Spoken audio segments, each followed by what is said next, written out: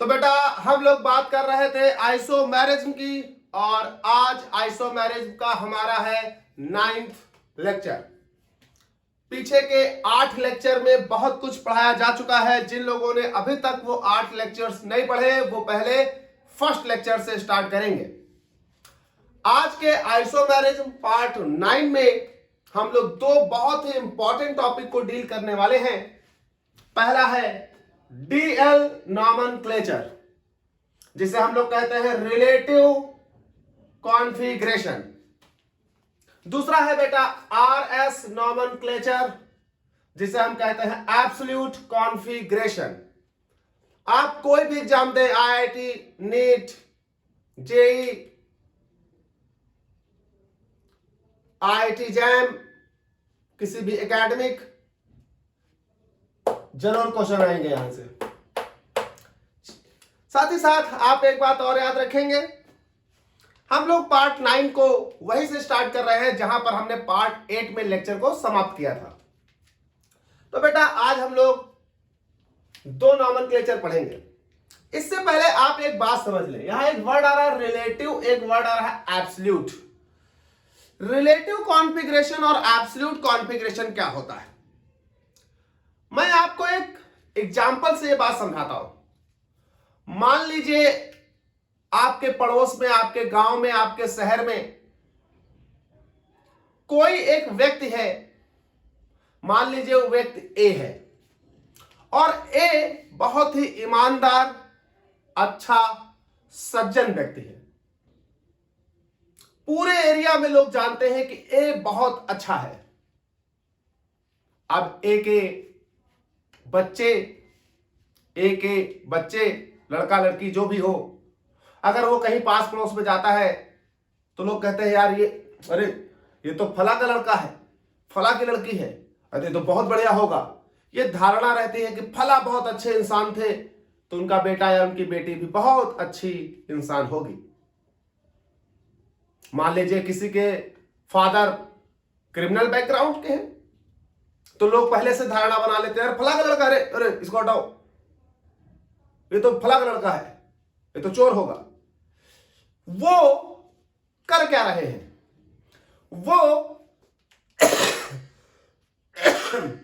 वो फादर के कैरेक्टर के आधार पर बच्चों का कैरेक्टर निर्धारित कर रहे हैं।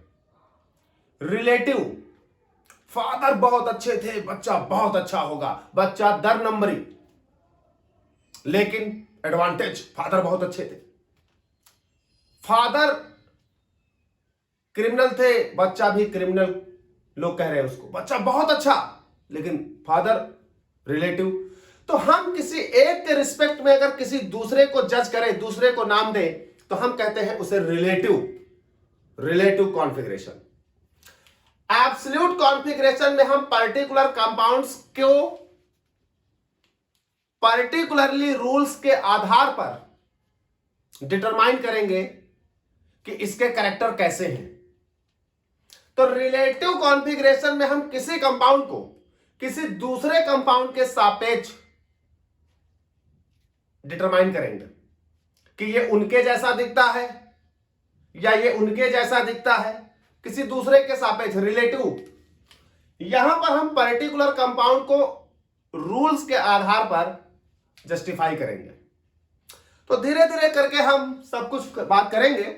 सबसे पहले हम लोग बात करते हैं यहां पर डीएल नॉमेनक्लेचर की। बेटा हमारे पास जो आरएस नॉमेनक्लेचर है ये 1951 में आया था। जरा सुनिए, इससे उसका एक रिलेशन है। ये 1951 में आया। तो अगर ये 1951 में एब्सोल्यूट कॉन्फ़िगरेशन आया तो जाहिर सी बात है 1951 से पहले हमारे पास एब्सोल्यूट कॉन्फ़िगरेशन करने का कोई तरीका नहीं था। कंपाउंड को पर्टिकुलरली देखना, उस पर रूल अप्लाई करना, ऐसा कोई तरीका पहले 1951 से नहीं था। तो बिफोर 1951, सुनिएगा भाई, हमारी बात शुरू हो गई। बिफोर 1951 हम किसी भी कंपाउंड का जब कॉन्फ़िगरेशन निर्धारित करते थे तो हम उस कंपाउंड का कॉन्फ़िगरेशन इस तरीके से निर्धारित करते थे बिफोर 1951, और ये तरीका क्या था? Relative configuration. रिलेटिव कॉन्फ़िगरेशन में हम जो कंपाउंड का कॉन्फ़िगरेशन निर्धारित करते थे उसमें से डी और एल वर्ड का इस्तेमाल करते थे। डी कैपिटल है यहां पर, याद रखिएगा, एल भी कैपिटल है। अब बिफोर 1951 चूंकि हम किसी कंपाउंड का कॉन्फ़िगरेशन रिलेटिव यानी किसी दूसरे को देखकर डिटरमाइन करते थे, यही वजह है कि हम उसे नाम दे रहे हैं रिलेटिव कॉन्फ़िगरेशन। तो आप लोग एक लाइन लिख सकते हैं, आप लोग क्या लिखेंगे कि before 1951 there is no method to determine the absolute configuration, we use the relative configuration, that is DL nomenclature। अब ये DL nomenclature किसके रिस्पेक्ट में दिया जा रहा है? तो कहा गया DL nomenclature is based upon the glyceraldehyde। हमारे पास एक ग्लिसरल्डिहाइड में लिख लेता हूं, तो ये नॉमेनक्लेचर ग्लिसरल्डिहाइड पर बेस है। ये हो गया ग्लिसरल्डिहाइड।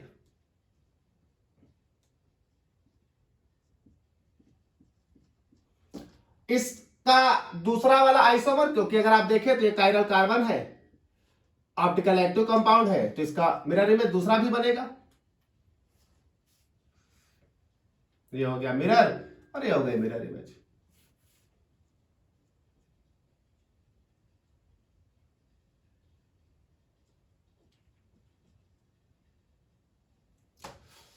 जब ग्लिसरल्डिहाइड में OH ग्रुप राइट साइड पर, H ग्रुप लेफ्ट साइड पर हो, तो उसे हम बोलते हैं डी ग्लिसरल्डिहाइड।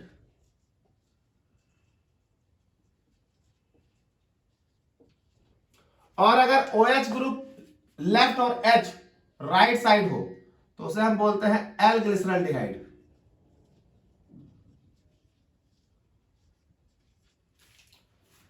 अब क्या हुआ, ऐसा इसलिए क्योंकि डी ग्लिसरल्डिहाइड यानी ये वाला ग्लिसरल्डिहाइड लाइट को क्लॉकवाइज घुमाता था, तो क्लॉकवाइज रोटेशन के लिए पॉजिटिव साइन लिख रहा हूं। ये एंटी क्लॉकवाइज घुमाता था, एंटी क्लॉकवाइज रोटेशन के लिए नेगेटिव साइन लिख रहा हूं। तो अभी मैं आपको समझाऊंगा कि ये positive sign small d, negative sign small l ये क्या है और कैपिटल डी कैपिटल एल क्या है। एक मिनट जरा सुनते रहिएगा। तो ये बिफोर 1951 हमारे पास कोई भी तरीका एब्सोल्यूट कॉन्फ़िगरेशन को डिटरमाइन करने का नहीं था। ऐसे सिचुएशन में हम क्या करते थे, रिलेटिव कॉन्फ़िगरेशन का इस्तेमाल करते थे। और रिलेटिव कॉन्फ़िगरेशन किस आधार पर दिया जाता था, तो रिलेटिव कॉन्फ़िगरेशन दिया जाता था ग्लिसरल्डिहाइड के आधार पर। ग्लिसरल्डिहाइड एक ऑप्टिकली एक्टिव कंपाउंड था। जो ग्लिसरल्डिहाइड लाइट को क्लॉकवाइज घुमाता था वो डेक्स्ट्रो रोटेटरी पॉजिटिव, और जो एंटी क्लॉकवाइज घुमाता था वो लियो रोटेटरी नेगेटिव। अब देखा क्या गया कि जो पॉजिटिव ग्लिसरल्डिहाइड था उसका OH राइट साइड पर था दिस, और H लेफ्ट साइड पर। L वाले का OH लेफ्ट साइड था, H राइट साइड। तो जिस ग्लिसरल्डिहाइड का OH राइट साइड था उसे नाम दे दिया गया D, और जिसका इधर उसे नाम दे दिया गया L। अब कहा गया, रिलेटिवली कहा गया कि कोई भी कंपाउंड हो, एनी कंपाउंड, अगर उस कंपाउंड का OH ग्रुप मान लीजिए हमारे पास ये कंपाउंड है CH3 CH2 CH3, ये भी कायरल है। नाम लिखोगे तो 1 2 3 4 2 ब्यूटेनॉल, कायरल कंपाउंड है। कहा गया एनी कंपाउंड, अगर आप उसका कॉन्फ़िगरेशन निर्धारित करना चाहते हैं तो कहा गया उसमें H और OH की पोजीशन देखिए। अगर आपके कंपाउंड में H और OH की पोजीशन उस तरह है जिस तरह से डी ग्लिसरल्डिहाइड में है, मतलब OH राइट H लेफ्ट, तो हम उसे नाम देंगे D। और अगर OH और H की पोजीशन उस तरह से है जिस तरह से L-ग्लिसरॉल्डिहाइड में है, तो हम उस कंपाउंड को नाम देंगे L। तो जरा गौर करें, यहां OH और H देखिए जरा, इनके जैसा है L-ग्लिसरॉल्डिहाइड के, तो इसको नाम देंगे L2-ब्यूटेन। तो एब्सोल्यूट कॉन्फ़िगरेशन में क्या होता था कि अगर कोई कंपाउंड अपने अंदर H और OH की पोजीशन उस तरह से रखता है जिस तरह से L-ग्लिसरॉल्डिहाइड में रखा जाता है, कैसे? OH right, H left. तो अगर हमारे कंपाउंड में OH राइट और H लेफ्ट है तो वो कंपाउंड कहलाएगा D, क्योंकि वो D-ग्लिसरॉल्डिहाइड के जैसा है। वैसे ही अगर हमारे कंपाउंड में OH लेफ्ट और H राइट है तो वो L-ग्लिसरॉल्डिहाइड के जैसा होने के कारण वो कहलाएगा L। That is why we are called, this is the relative nomenclature, क्योंकि यहां पर कंपाउंड को ग्लिसरॉल्डिहाइड के सापेक्ष देखा जा रहा है। तो कहा गया कोई भी कंपाउंड आप ले आइए, उसे ग्लिसरॉल्डिहाइड से मिलाते थे। अगर वो ग्लिसरॉल्डिहाइड के जैसा पोजीशन को रख रहा था तो वो ग्लिसरॉल्डिहाइड से कंपेयर होता था, और कंपेयर होता था तो अगर वो L के जैसा था तो L ग्लिसरॉल्डिहाइड, और D के जैसा था तो D ग्लिसरॉल्डिहाइड के आधार पर उसका नाम D फॉर्म और L फॉर्म रख दिया जाता था। लेकिन जरूरी नहीं कि D ग्लिसरॉल्डिहाइड लाइट को क्लॉकवाइज घुमाता है तो इसके जैसे दिखने वाले सभी लोग लाइट को क्लॉकवाइज ही घुमाएंगे। बाद में देखा गया कि क्या हो रहा था कि बंदा D सीरीज से बिलोंग कर रहा है क्योंकि वो D ग्लिसरॉल्डिहाइड के जैसा है, लेकिन वास्तव में उसका ऑप्टिकल रोटेशन डेक्स्ट्रो नहीं है। वैसे ही देखा गया कि L ग्लिसरॉल्डिहाइड से बिलोंग कर रहे थे लोग, L सीरीज के मेंबर थे, लेकिन उनका वास्तविक रोटेशन L यानी लियो नहीं था। नतीजा, रिलेटिव कॉन्फ़िगरेशन चल नहीं पाया। रिलेटिव कॉन्फ़िगरेशन का मतलब बाप अगर बहुत अच्छे थे तो बेटा बहुत अच्छा होगा क्योंकि उनका बेटा है, लेकिन ऐसा जरूरी थोड़ी है। बाप खराब थे बेटा भी खराब होगा, जरूरी थोड़ी है। बाप चपरासी थे तो बेटा चपरासी होगा, जरूरी थोड़ी है। बेटा अफसर बन सकता है और बाप अफसर है और बेटा चपरासी बन सकता है। तो रिलेटिव कॉन्फ़िगरेशन में हम किसी के आधार पर देखकर उनका नाम दिए दे रहे हैं, उनके जैसा दिखता है तो वो है, ये होता था। तो डीएल नॉमेनक्लेचर फेल हो गया। तो डीएल नॉमेनक्लेचर में दो मेन बातें हैं। DL nomenclature based upon the relative and the relatively किसके आधार पर देखा जाएगा? तो ग्लिसरॉल्डिहाइड के आधार पर देखा जाएगा। अब अगर कोई कंपाउंड हमारा डी ग्लिसरॉल्डिहाइड के जैसा है और डी ग्लिसरॉल्डिहाइड का OH राइट और H लेफ्ट, अगर ऐसा है तो वो कंपाउंड डी सीरीज का मेंबर हो जाएगा, और अगर कोई L ग्लिसरॉल्डिहाइड के जैसा है मतलब OH लेफ्ट और H राइट, तो वो कंपाउंड L सीरीज का मेंबर हो जाएगा। लेकिन 1951 में हमारे पास एक नया तरीका आ गया, RS नॉमेनक्लेचर, एब्सोल्यूट कॉन्फ़िगरेशन। यहां पर हम कंपाउंड को किसी के सापेक्ष नहीं देखते थे, यहां पर हम कंपाउंड को कुछ पर्टिकुलर रूल्स के आधार पर देखा करते थे। तो कहा गया RS नॉमेनक्लेचर यानी एब्सोल्यूट कॉन्फ़िगरेशन। चलिए भाई बात करते हैं। तो एब्सोल्यूट कॉन्फ़िगरेशन आया 1951 में बेटा। दिस एब्सोल्यूट कॉन्फ़िगरेशन हम लोग बात करते हैं RS नॉमेनक्लेचर। RS नॉमेनक्लेचर यानी एब्सोल्यूट कॉन्फ़िगरेशन। एब्सोल्यूट कॉन्फ़िगरेशन आया कब? 1951 में। एब्सोल्यूट कॉन्फ़िगरेशन, एब्सोल्यूट कॉन्फ़िगरेशन 3 लोग लेकर आए। तो बात करते हैं बेटा एब्सोल्यूट कॉन्फ़िगरेशन की। एब्सोल्यूट कॉन्फ़िगरेशन आया 1951 में। एब्सोल्यूट कॉन्फ़िगरेशन में हम R और S वर्ड का इस्तेमाल कर रहे थे, इसलिए हम इसे RS नॉमेनक्लेचर बोल रहे थे। एब्सोल्यूट कॉन्फ़िगरेशन कुछ नियमों पर बेस है।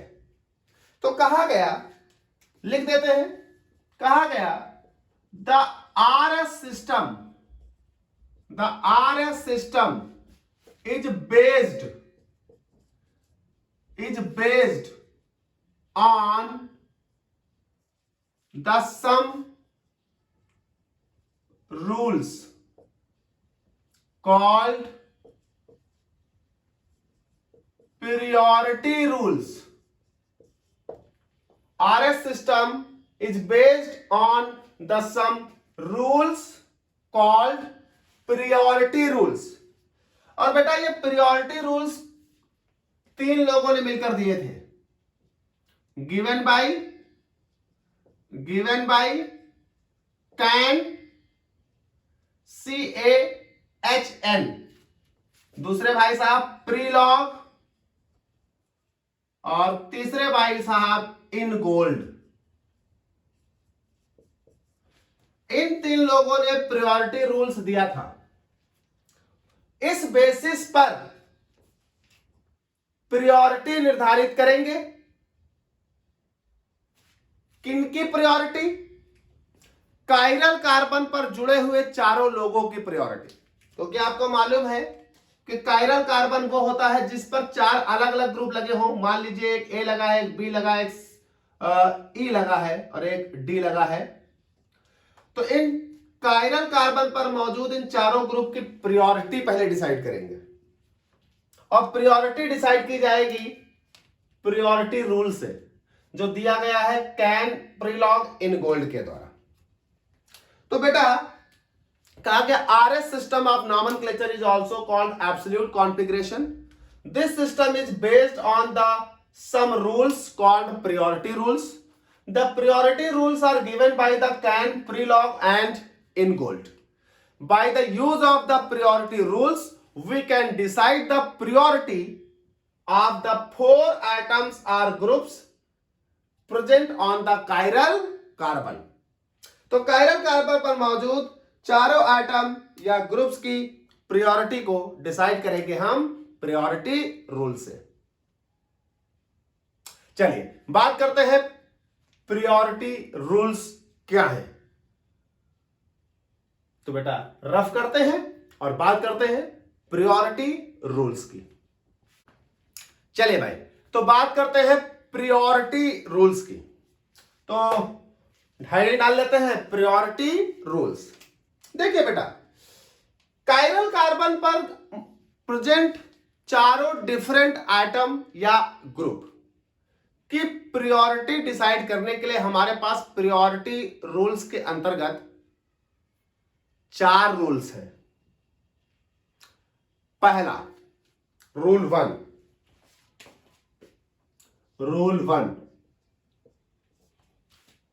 मान लीजिए ये कायरल कार्बन है. इस कायरल कार्बन पर मान लीजिए पहला एक क्लोरीन लगा है, मान लीजिए दूसरा हाइड्रोजन लगा है, मान लीजिए एक Br लगा है और मान लीजिए एक आयोडीन लगा है. 4 एटम मान लेता हूं मैं. चारों डिफरेंट एटम है.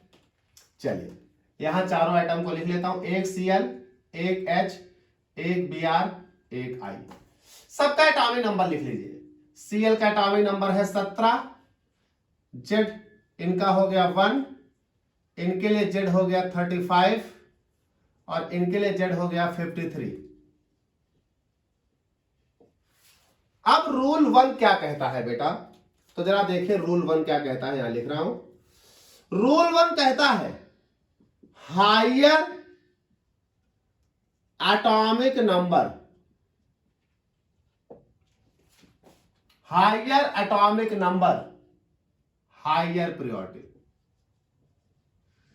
Higher priority. जिसका एटॉमिक नंबर बढ़ा उसकी प्रायोरिटी बढ़ी. चलिए तो देखिए भाई, 17, 1, 35, 53. सबसे बड़ा कौन? 53. इसकी प्रायोरिटी 1. फिर बेटा बचे हुए 3 में देखो कौन बड़ा? बचे हुए 3 में 35, तो इसकी प्रायोरिटी 2. फिर बचे हुए 2 में कौन? 17 बड़ा, तो इसकी 3 और फिर H की 4. यानी प्रायोरिटी डिसाइड हो गई. आयोडीन की प्रायोरिटी 1, ब्रोमीन की प्रायोरिटी 2, क्लोरीन की प्रायोरिटी 3 और हाइड्रोजन की प्रायोरिटी 4। तो रूल 1 कहता है बेटा, रूल 1 कहता है higher atomic number higher priority. चलिए अब हम रूल 1 के बाद रूल 2 देखें जरा। रूल 2 में एक बात है, देखिए रूल 2 कहा गया अगर कभी आइसोटोप हो, आइसोटोप्स लगे हो, जैसे एक हाइड्रोजन और एक इसका आइसोटोप ड्यूटेरियम लगा दिया, इधर कुछ भी लगा लो, मान लो Cl और मान लो I।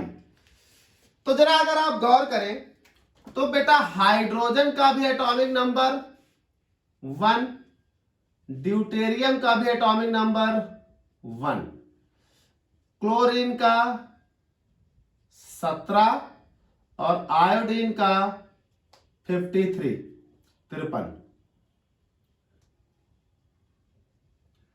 तो यहां से अगर देखा जाए 53, 17, 1 एंड 1, तो इसकी तो कंफर्म हो गई प्रायोरिटी 1 होगी और इसकी होगी 2। तो देखिए इसको तो 1 मिल गया और इसको मिल गया 2। अब इन दोनों में कंफ्यूजन है, क्या किया जाए। कहा गया अगर आइसोटोप्स हैं तो एटॉमिक नंबर सेम होंगे, इसलिए प्रायोरिटी डिसाइड नहीं होगी। तब क्या करोगे, तब उन लोगों में जो आइसोटोप्स हैं उन लोगों में एटॉमिक नंबर नहीं बल्कि एटॉमिक मास देखोगे। इनका एटॉमिक मास 1, इनका एटॉमिक मास 2 ड्यूटेरियम का। रूल 2 कहता है कि हायर एटॉमिक मास, लेकिन ये सिर्फ आइसोटोप्स पर लगेगा। Higher atomic mass isotopes, higher atomic mass isotope, higher priority.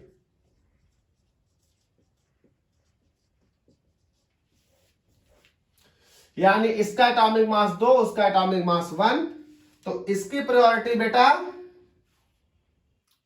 3 और इसकी प्रायोरिटी 4। तो ये हो गया बेटा 3 और ये हो गया 4। चलिए भाई, तो रूल 1 कहता है कि higher atomic number higher priority. अगर कभी आइसोटोप्स हो, एटॉमिक नंबर एक समान हो जाए, तो ऐसे केस में आप एटॉमिक मास देखेंगे। Higher atomic mass higher priority in case of the isotopes. चलिए बात करते हैं रूल 3 की। रूल 3 कहता है कि अगर कभी ग्रुप्स आ गए, अगर कभी ग्रुप्स हुए, तब आप क्या करेंगे। मान लेता हूं यहां है Cl, मान लेता हूं यहां है CH2OH, मान लेता हूं यहां पर है CH2CH3 और मान लेते हैं यहां पर है CH2Br। चलिए भाई, तो चारों को जरा इधर लिख लेते हैं भाई। ये हो गया Cl, ये हो गया CH2OH, ये हो गया CH2CH3 और ये हो गया CH2Br। अब जब ग्रुप होगा तो क्या करोगे, कहा गया सबसे पहले आइटम का एटॉमिक नंबर कंपेयर करिए। पहले आइटम का एटॉमिक नंबर कंपेयर किया तो इनका एटॉमिक नंबर हुआ 17, इनका 6, इनका 6, इनका 6। तो 17 वाला 6 से तो बड़ा ही है, तो इसकी कंफर्म हो गई कि 1 होगी। अब 2, 3 और 4 प्रायोरिटी किसकी होगी, इसकी लड़ाई है। तो रूल 3 कहता है कि ग्रुप्स में अगर पहला एटॉमिक नंबर प्रायोरिटी डिसाइड ना कर पाए तो दूसरा देखिए। बेटा दूसरा हाइड्रोजन है, हाइड्रोजन है, हाइड्रोजन। तो कहा तीसरा देखिए, कहा कि तीसरा भी बेटा हाइड्रोजन हाइड्रोजन हाइड्रोजन ही है। तो ये देखिए दूसरे क्या 1 1 1, दूसरा भी डिसाइड नहीं कर पाया। कहा गया तीसरा हाइड्रोजन देख लो, तो तीसरा हाइड्रोजन भी कॉमन ही है बेटा, डिसाइड नहीं कर पाएगा। तो कहा गया आगे वाला और देखो, तो आगे देखिए यहां ऑक्सीजन 8, यहां कार्बन 6, यहां ब्रोमीन 35। तो देखिए डिसाइड हो गए, दिस इज द 35, 6, 8। तो यहां से आपने इसको तो पहले ही प्रायोरिटी 1 दे दिया था, अब इन तीनों में इसे प्रायोरिटी 2 35 है, इसे प्रायोरिटी 3 8 है, और इसे प्रायोरिटी 4। तो ये हो गया प्रायोरिटी 1, ये हो गया बेटा प्रायोरिटी 2, प्रायोरिटी 3 और प्रायोरिटी 4। कहा गया चूंकि कायरल कार्बन है यानी चारों ग्रुप डिसिमिलर होंगे, चारों ग्रुप डिसिमिलर होंगे तो किसी न किसी पोजीशन पर जाकर प्रायोरिटी डिसाइड जरूर होगी। बशर्ते आपको क्या दिमाग लगाना है कि अगर ग्रुप है तो सबसे पहले आप ग्रुप के पहले एटम को कंपेयर करिए और उनका एटॉमिक नंबर देखिए। अगर पहले एटम का एटॉमिक नंबर सेम है तो दूसरे का देखिए, दूसरे का सेम है तो तीसरे का, तीसरे का तो चौथे का, चौथे का सेम तो पांचवें का, एंड सो ऑन। कहीं ना कहीं जाकर आपको एटॉमिक नंबर का डिफरेंस मिलेगा, और जब एटॉमिक नंबर का डिफरेंस मिले तो रूल 1 के अनुसार देख लेना, जिसका एटॉमिक नंबर हायर वो हायर प्रायोरिटी। तो देखिए रूल 3 क्या कह रहा है, कहा गया in groups apply rule 1, apply rule 1 on first carbon, बल्कि आप लिख लीजिए फर्स्ट एटम ऑफ ग्रुप। अगर वो सिमिलर निकल जाए देन सेकेंड, वो सिमिलर निकल जाए देन सेकेंड, वो सिमिलर निकल जाए then third, and so on. ऐसे चलते जाइए, कहीं ना कहीं आपकी प्रायोरिटी डिसाइड हो जाएगी। अगर आप थ्योरेटिकली से लिखेंगे तो आप क्या लिखेंगे, in case of groups if first atom has the same atomic number then apply rule 1 on the second, if the second atom also has the same atomic number then apply the rule on the third atom, and so on. किसी ना किसी point पर difference आएगा, priority decide हो जाएगी। ठीक भाई, तो थोड़ी जगह चाहिए इसलिए मैं इसको थोड़ा रफ कर देता हूं और यहां पर ऐसे लिख देता हूं, apply rule 1 on first atom of group, then second, then third, then so on. ऐसे चलते जाएंगे। मेरे लिए अब बात है रूल 4, और रूल 4 बड़ा इंपॉर्टेंट है, बहुत इंपॉर्टेंट है, ध्यान से देखिएगा। रूल 4 में कहा गया कि अगर कभी कोई एटम या ग्रुप आपके उस पर लगा हो जिसके पास ऑलरेडी पहले से ही डबल बॉन्ड या ट्रिपल बॉन्ड हो,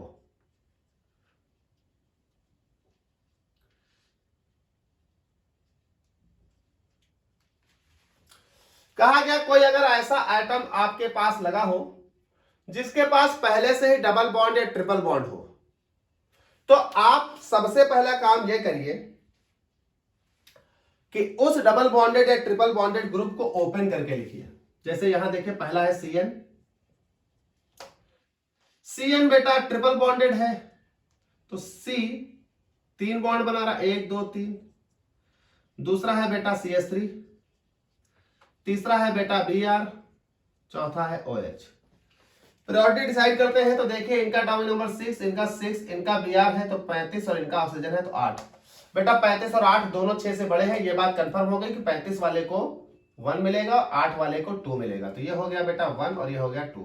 अब जो लड़ाई है वो है 6 एंड 6 यानी इसके यानी सेकंड और थर्ड के लिए। अब बेटा चूंकि CN में 3 बॉन्ड है तो ये देखिए 1 बॉन्ड 2 बॉन्ड 3 बॉन्ड, तो कहा गया जब किसी ग्रुप में डबल या ट्रिपल बॉन्ड हो तो सबसे पहले आप उसे उतने ही बार सिंगल बॉन्ड की तरह कंसीडर करिए, फिर किसी ग्रुप से अगर कंपेयर हो रहा है तो करिएगा। इसे लाइए आइए, तो ये हो जाएगा CH H, इनके तो पहले डिसाइड हो चुकी है। तो कहा गया कि अगर किसी ग्रुप में डबल बॉन्ड और ट्रिपल बॉन्ड है then the double bond behave as a 2 times of single bond and triple bond behave as a 3 times of single bond, then compare. तो कंपेयर करिए, तो इनका एटॉमिक नंबर 6 बराबर हो गया। अब इनका हो गया 7, इनका हो गया 1, मिल गई प्रायोरिटी 3 4। तो कहा गया इस वाले रूल में डबल बॉन्ड या ट्रिपल बॉन्ड के लिए एक रूल है। रूल क्या कह रहा है कि डबल बॉन्ड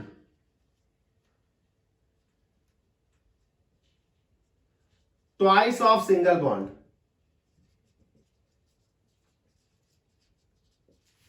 और triple bond thrice of single bond. अगर डबल बॉन्ड है तो उसे 2 बार सिंगल बॉन्ड की तरह, और अगर ट्रिपल बॉन्ड है तो उसे 3 बार सिंगल बॉन्ड की तरह कंसीडर करेगा, और उस कंसीडर करने के बाद प्रायोरिटी डिसाइड करिएगा।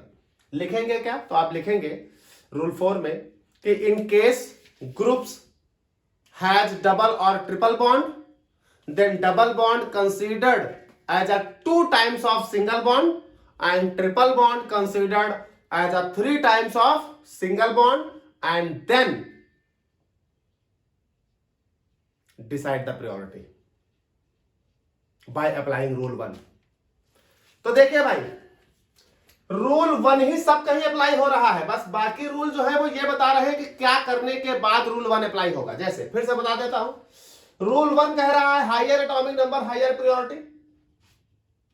रूल 2 कह रहा है कि अगर आइसोटोप हो तो एटॉमिक नंबर से प्रायोरिटी डिसाइड नहीं होगी, तब आइसोटोप्स के केस में एटॉमिक मास देखना, higher atomic mass higher priority. Rule 3 कह रहा है कि अगर ग्रुप्स हैं तो ग्रुप्स में सबसे पहले एटम को कंसीडर करिए और रूल 1 लगाइए। रूल 1 था higher atomic number higher priority, तो पहले एटम को कंसीडर किया, रूल 1 लगाया, इसकी प्रायोरिटी मिल गई। फिर कहता दूसरे एटम को कंपेयर करिए, अगर कोई कॉमन आ जाए पहला एटम तो दूसरे को कंपेयर करिए, कॉमन आ जाए तो तीसरे को कंपेयर करिए, कॉमन आ जाए तो चौथे को कंपेयर करिए। जहां पर डिफरेंस आ जाए एटॉमिक नंबर पर, वहीं पर रूल 1 लगा दीजिए। रूल 4 कह रहा है कि अगर कभी किसी भी ग्रुप में डबल बॉन्ड या ट्रिपल बॉन्ड है तो डबल बॉन्ड को 2 बार सिंगल बॉन्ड की तरह और ट्रिपल बॉन्ड को 3 बार सिंगल बॉन्ड की तरह कंसीडर करिए और फिर कंपेयर करिए, और जहां पर डिफरेंस आ जाए वहीं पर रूल 1 लगा दीजिए। रूल 1 क्या कहता है? Higher atomic number higher priority. इस तरह से आपकी प्रायोरिटीज डिसाइड हो जाएंगी। चलिए भाई, प्रायोरिटी डिसाइड कर ली हमने, सीख ली। प्रायोरिटी डिसाइड करने के बाद क्या होगा, तो बेटा इसको रफ करते हैं और अब इसके आगे की बात करते हैं। प्रायोरिटी डिसाइड कर ली हमने, अब क्या करें? तो जरा एक बार पूरा देख लो, नोट करना भी है सब कुछ, और बात करते हैं अब इसके आगे क्या। तो भाई साहब, आप सब लोगों ने प्रायोरिटी रूल्स पढ़ लिए और इन रूल्स के आधार पर अपने कंपाउंड्स की प्रायोरिटी डिसाइड कर लेंगे। और जब आप प्रायोरिटी डिसाइड कर लेंगे तो कायरल कार्बन पर प्रेजेंट चारों एटम्स या ग्रुप्स को 1, 2, 3 और 4 प्रायोरिटी मिल चुकी होंगी। पर प्रायोरिटी डिसाइड होने के बाद बड़ा खुश मत हो जाइएगा, वाह भाई वाह कर लिया। कहानी अब शुरू होगी। प्रायोरिटी डिसाइड करने के बाद आप उस मॉलिक्यूल को देखिए और मेरे बताए गए 2 फॉर्मूलों में से पहले यह निर्धारित करिए कि वो फॉर्मूला जो दिया गया है तुम्हें एग्जाम में वो कौन सा है। क्या वो फॉर्मूला 3 डायमेंशनल फॉर्मूला है, 3 डायमेंशनल स्ट्रक्चर है, या वो फिशर प्रोजेक्शन फॉर्मूला है, स्ट्रक्चर है?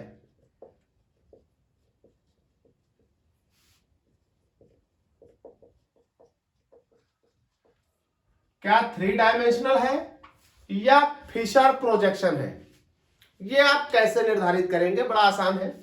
अगर आपके एग्जाम में जो कंपाउंड आपको दिए गए हैं अगर वो इस तरह से लिखे हैं लाइक दिस, तो वो फिशर प्रोजेक्शन है, और अगर वो इस तरह से लिखे हैं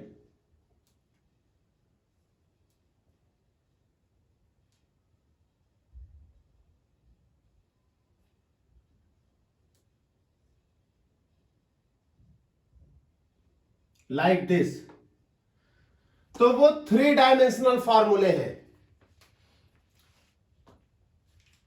आपने प्रायोरिटी डिसाइड कर ली। बेटा चाहे इस तरह से लिखे हो चाहे इस तरह से लिखे हो, प्रायोरिटी डिसाइड करने में कोई प्रॉब्लम नहीं। प्रायोरिटी वैसे ही डिसाइड होनी है जैसे बताई है। 4 जो आइटम या ग्रुप थे उनकी प्रायोरिटी आप डिसाइड कर लीजिए।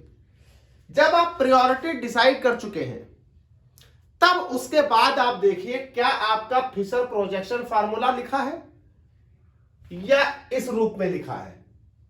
अगर इस रूप में लिखा है तो बहुत बढ़िया, वेरी गुड। तब आपके लिए एक लाइन का एप्लीकेशन है और आपका आरएस पता चल जाएगा।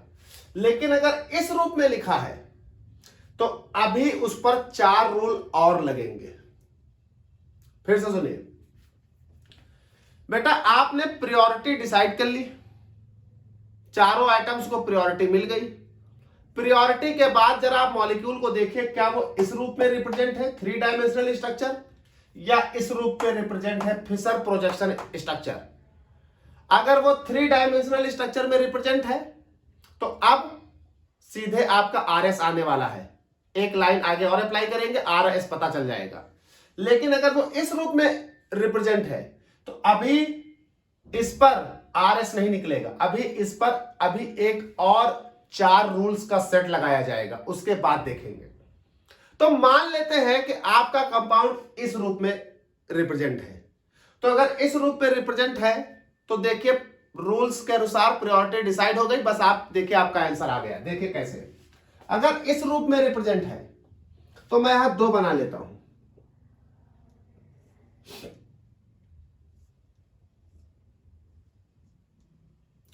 तो यह हो गया 3 डायमेंशनल।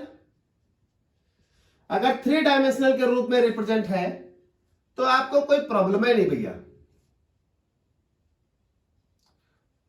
अच्छा, ये 3 डायमेंशनल किसी भी तरह से लिखा हो सकता है, बस याद रखिएगा 2 बॉन्ड एक जैसे होंगे और एक बॉन्ड अलग होगा। हम हो सकता है वो एग्जाम में 2 बॉन्ड ये वाले कर दे, एक ये कर दे। हो सकता है एग्जाम में 2 ये वाले कर दे, एक ये कर दे, सो ऑन।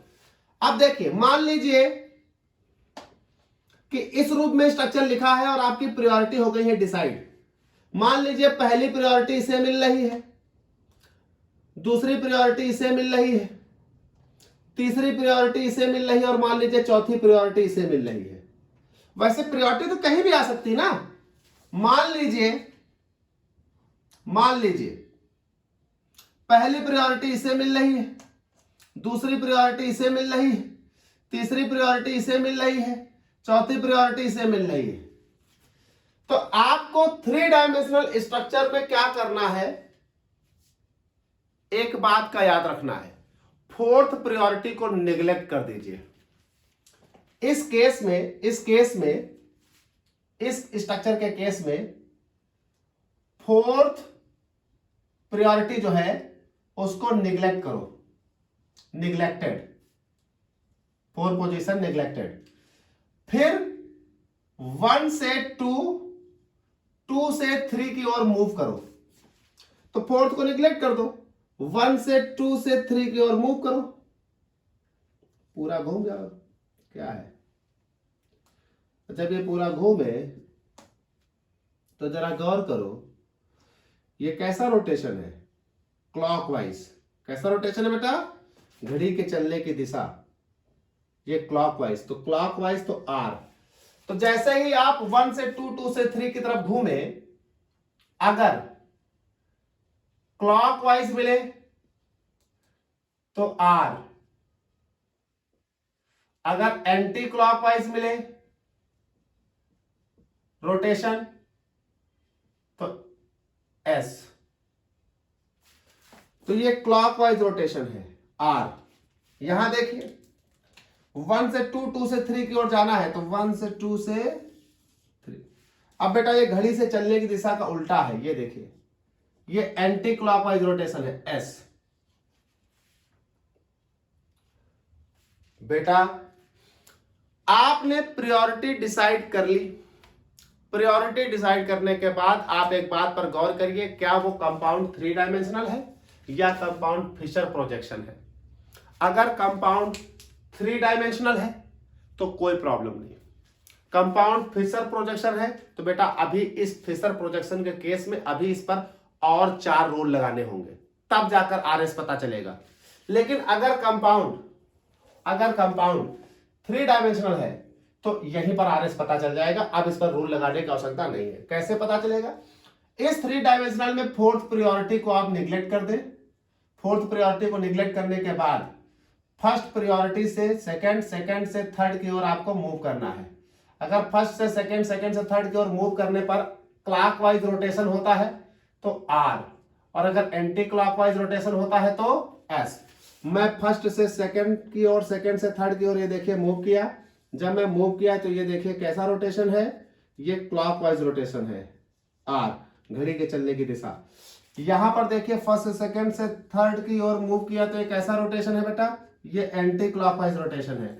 ये एंटी क्लॉकवाइज रोटेशन है तो कंपाउंड कैसा हो गया, एस। ये हो गया 3 डायमेंशनल के केस में।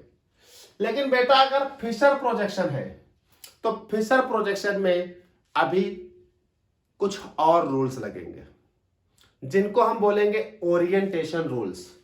फिशर प्रोजेक्शन अगर इस तरह से रिप्रेजेंट है तो अब यहां पर और एक सेट ऑफ रूल लगेगा जिसको हम बोलेंगे ओरिएंटेशन रूल। तो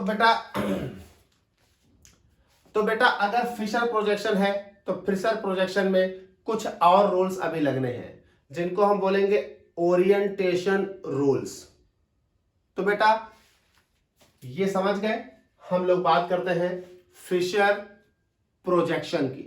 अगर फिशर प्रोजेक्शन फॉर्मूला है तो उसमें ओरिएंटेशन रूल लगाने होंगे, और ओरिएंटेशन रूल लगाने के बाद ही हम लोग आगे आरएस डिसाइड कर पाएंगे। तो जरा हमें इसे थोड़ा रफ करना होगा। तो चलिए भाई हम लोग बात करते हैं, अगर आपका दिया गया स्ट्रक्चर फिशर प्रोजेक्शन था लाइक दिस, तो आप क्या करेंगे? देखिए अगर आपका फिशर प्रोजेक्शन था तो आप जरा एक बात पर गौर करिएगा। जो भी कंपाउंड आपको दिया गया है उसमें आप एक चीज पर गौर करिएगा, और वो चीज ये है कि जो आपका कंपाउंड होगा उसमें प्रायोरिटी जब डिसाइड की होगी तो प्रायोरिटी डिसाइड करने के बाद फोर्थ प्रायोरिटी इन चारों में से कहीं भी आ सकती है। मान लीजिए फोर्थ प्रायोरिटी यहां आ रही है वर्टिकल लाइन के बॉटम में, मान लीजिए फोर्थ प्रायोरिटी वर्टिकल लाइन के टॉप पर आ रही है, मान लीजिए फोर्थ प्रायोरिटी वर्टिकल लाइन के लेफ्ट, हॉरिजॉन्टल लाइन के लेफ्ट पर आ रही है, या तो फोर्थ प्रायोरिटी हॉरिजॉन्टल लाइन के राइट पर आ रही है। बेटा अगर आपका फिशर प्रोजेक्शन फॉर्मूला है तो फिशर प्रोजेक्शन फॉर्मूले में जब आपने प्रायोरिटी डिसाइड की होंगी तो प्रायोरिटी डिसाइड करने के बाद आपको यह देखना है कि फोर्थ प्रायोरिटी कहां आ रही है। अगर फोर्थ प्रायोरिटी वर्टिकल लाइन के बॉटम पे आ रही है, क्या फोर्थ प्रायोरिटी वर्टिकल लाइन के टॉप पर आ रही है, क्या fourth priority vertical line horizontal line के लेफ्ट पर आ रही है, क्या फोर्थ प्रायोरिटी हॉरिजॉन्टल लाइन के राइट आ रही है, तो जब आप कंपाउंड को देखोगे तो आपको जवाब मिल जाएगा कि आपकी फोर्थ प्रायोरिटी कहां है। आपकी फोर्थ प्रायोरिटी इनमें से जिस पॉइंट पर है बस वही वाला रूल आपको लगा देना है। तो ये हो जाएगा, इसके लिए हो जाएगा मान लो रूल 1, इसके लिए आपको मैं पढ़ाऊंगा रूल 2, इसके लिए मैं पढ़ाऊंगा रूल 3, और इसके लिए मैं पढ़ाऊंगा रूल 4।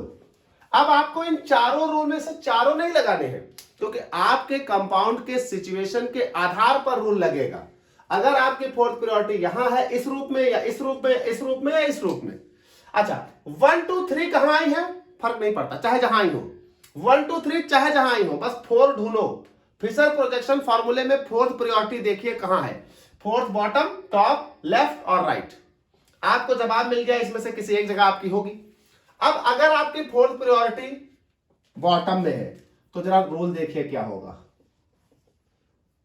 रूल 1 किसके लिए? बॉटम के लिए। अगर बॉटम में है तो ये हो गया 4। अब बेटा 4 बॉटम में है, बाकी 1 2 3 4 कहीं तो आई होंगी, 1 2 3 4 कहीं तो आई होंगी। तो 1 2 3 4 जहां भी आई हो, कहीं भी आई हो, डजंट मैटर। हम मान लेते हैं x वाई और जेड। अभी इसमें कौन सी क्या प्रायोरिटी जो भी हो, अगर हमारा फोर्थ प्रायोरिटी बॉटम में है तो रूल 1 अप्लाई करेंगे, और रूल 1 ये कहता है कि फोर्थ प्रायोरिटी अगर बॉटम में है तो कोई ओरिएंटेशन नहीं करना है, जैसे लिखा है वैसे ही रहने दो, यानी यहां कोई ओरिएंटेशन नहीं करना है। हम इसे एज यूजुअल इस्तेमाल करेंगे, एज सेम लिखा रहने दो, जैसे लिखा है वैसे लिखा रहने दो, कोई ओरिएंटेशन करने की उसमें आवश्यकता नहीं है। चलिए रूल 2, रूल 2 इनके लिए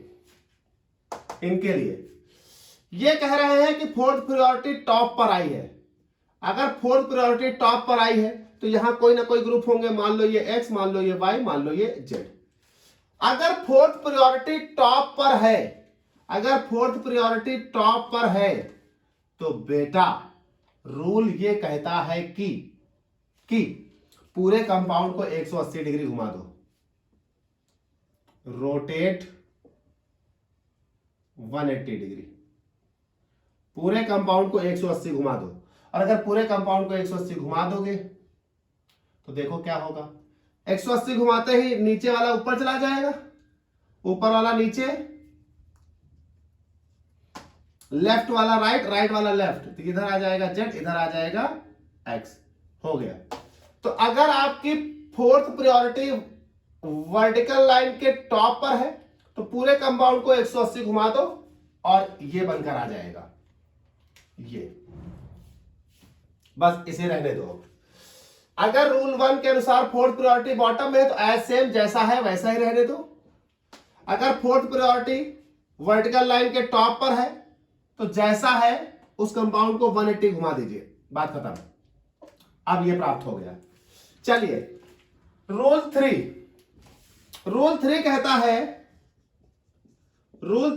है कि अगर फोर प्रायोरिटी हॉरिजॉन्टल लाइन के लेफ्ट पे है तो क्या करोगे, तो देख लीजिए, कहा गया फोर प्रायोरिटी अगर हॉरिजॉन्टल लाइन के लेफ्ट पे है तो भाई एक्स वाई जेड कहीं होंगे, मान लो ये एक्स, मान लो ये वाई और मान लो ये जेड। अगर फोर प्रायोरिटी हॉरिजॉन्टल लाइन के लेफ्ट पे है तो रूल देखिए क्या कह रहा है, रूल कह रहा है without change in top position rotate all in anticlockwise.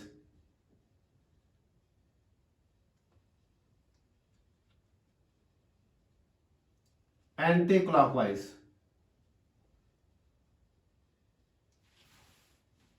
By 1 step, एक स्टेप एंटी क्लॉकवाइज घुमा दो। कह रहे हैं अगर फोर्थ प्रायोरिटी हॉरिजॉन्टल लाइन के लेफ्ट पे है तो टॉप की पोजीशन में कोई चेंज नहीं करना है, तो टॉप की पोजीशन वैसे जैसा है वैसे रहने दो। टॉप पर कौन लिखा है इस वक्त, टॉप पर बेटा एक्स लिखा है, तो एक्स जैसे लिखा है बेटा वैसे लिखा रहने दो, टॉप की पोजीशन में कोई चेंज नहीं होना है। टॉप की पोजीशन में चेंज किए बिना बाकी लोगों को एक स्टेप एंटी क्लॉकवाइज घुमा दो। तो एक स्टेप मतलब तुम यहां आ जाओगे, तुम बेटा यहां आ जाओगे, और आप यहां जाना नहीं तो आप यहां आ जाओगे, एक स्टेप घुमा दिया। तो देखिए y यहां से यहां आ गया, 4 नीचे आ गया, z यहां आ गया, यह आपका ओरिएंटेशन हो गया। आपको इस रूप में कंपाउंड को प्राप्त कर लेना है। वैसे ही रूल 4 को देखिए, रूल 4 कह रहा है कि अगर आपकी फोर प्रायोरिटी हॉरिजॉन्टल लाइन के राइट पर है तो बेटा यहां कोई भी हो, मान लो ये x हो गया, मान लो ये y हो गया, मान लो ये z हो गया। अगर फोर प्रायोरिटी हॉरिजॉन्टल लाइन के राइट पर है तो क्या करना है, तो करना यह है कि इस बार भी टॉप की पोजीशन में कोई चेंज नहीं होगी। Without change in top position,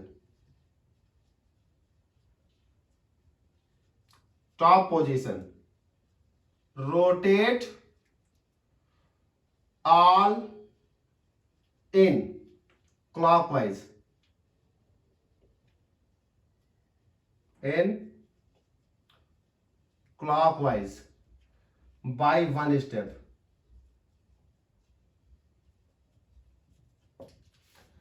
तो टॉप की पोजीशन में कोई चेंज नहीं करना, जैसे है वैसे रहने दो, बाकी को क्लॉकवाइज एक स्टेप घुमा दो। तो एक स्टेप मतलब आप यहां, आप यहां, और आप एक स्टेप यहां। तो देखिए ये जेड है टॉप पर, तो टॉप भैया जैसे का तैसा रहेगा, बाकी एक स्टेप इधर यानी 4 नीचे, एक स्टेप इधर यानी y नीचे से इधर, और एक स्टेप इधर यानी x इधर। ये आपका हो गया आफ्टर ओरिएंटेशन, ये आपका हो गया आफ्टर ओरिएंटेशन। देखिए समझते हैं एक बार फिर से। अगर आपका फिशर प्रोजेक्शन लिखा है या 3D प्रोजेक्शन लिखा था, तो 3D वाला पीछे बात हो गई। अगर 3D लिखा है तो उसमें कोई चेंज नहीं करना, जैसे लिखा वैसे लिखा रहने दो। 4 प्रायोरिटी को निगलेक्ट करो, 1 से 2, 2 से 3, से 3 से RS आ गया, पीछे हो गया। अगर फिशर प्रोजेक्शन लिखा है लाइक दिस स्ट्रक्चर, तो फिशर प्रोजेक्शन में आपको ओरिएंटेशन रूल लगाने हैं। 4 ओरिएंटेशन रूल हैं, चारों नहीं लगेंगे आपके केस में। आपके पर्टिकुलर कंपाउंड में 4 में से एक ही रूल लगेगा। कौन सा लगेगा, इसके लिए आपको ये बात समझनी है। जब आपने प्रायोरिटी डिसाइड की है, तो उस प्रायोरिटी को डिसाइड करने के बाद आप ये देखिए कि आपकी जो 4th प्रायोरिटी है वो कहां है। क्या वो वर्टिकल लाइन के बॉटम में है? अगर हां तो रूल 1 आपके कंपाउंड पर लगेगा। क्या वो वर्टिकल लाइन के टॉप पर है? अगर हां तो रूल 2 आपके कंपाउंड में लगेगा। क्या वो हॉरिजॉन्टल लाइन के लेफ्ट में है तो 3 लगेगा आपके कंपाउंड पे। अगर वर्टिकल हॉरिजॉन्टल लाइन के राइट पर है तो रूल 4 लगेगा। अब ये रूल का मतलब क्या है जरा समझिए। रूल 1 कहता है कि बॉटम में है तो एज सेम, कोई ओरिएंटेशन करने की जरूरत नहीं, जैसा है वैसा ही रहने दो। रूल 2 कहता है अगर टॉप पे है तो पूरे कंपाउंड को रोटेट 180 डिग्री, पूरे कंपाउंड को 180 डिग्री घुमा दो। 180 घुमाओगे तो ऊपर वाला नीचे, नीचे वाला ऊपर, लेफ्ट वाला राइट और राइट वाला लेफ्ट हो गए। अगर 4 प्रायोरिटी हॉरिजॉन्टल लाइन के लेफ्ट पर है तो रूल है 3, कह रहा है without change in top position, ऊपर वाली पोजीशन में कोई चेंज मत करो, बाकी सभी पोजीशन को एक स्टेप एंटी क्लॉकवाइज घुमा दो। एक स्टेप दिस तो y आ गया यहां, एक स्टेप दिस तो 4 आ गया यहां, एक स्टेप दिस तो z आ गया यहां, घुमा दिया। और ये ओरिएंटेशन के बाद आपको ये प्राप्त हो गया। अगर रूल 4 अप्लाई हो रहा था आपके कंपाउंड पर, तब अप्लाई होगा जब आपकी 4 प्रायोरिटी हॉरिजॉन्टल लाइन के राइट पे होगी। अगर है तब क्या करना है कि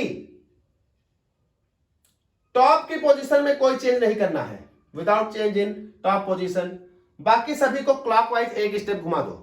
एक स्टेप घुमाया, x आ गया यहां, y आ गया यहां, 4 आ गया नीचे। देखिए हमने इन सब में किया क्या, हमने सब में यह किया है कि हम सब रूल को अप्लाई करके 4 को बॉटम में लाना चाह रहे थे। देखिए अब यहां भी बॉटम में है, यहां भी बॉटम में है, यहां भी 4 बॉटम में है और यहां भी 4 बॉटम में है। जब आपके कंपाउंड का 4 प्रायोरिटी बॉटम में आ जाए, बस बात आपके लिए बेहतरीन हो गई। अब उसमें आरएस देखा जाएगा। तो अगर फिशर प्रोजेक्शन में है तो 4 प्रायोरिटी को बॉटम में लाने के लिए ये 4 रूल अप्लाई किए जाते हैं। जब 4 प्रायोरिटी बॉटम में आ गई तब हम उसमें अब देखेंगे आर और एस। तो अब हम ये रूल अप्लाई करने के बाद जब 4 प्रायोरिटी बॉटम में ले आएंगे तब हम आरएस देखेंगे। तो जरा हम 1 मिनट इसको रफ करते हैं, बात करते हैं अब फिशर में आरएस कैसे देखा जाएगा। तो फिशर में आरएस कैसे देखना है, चलिए देखिए जरा।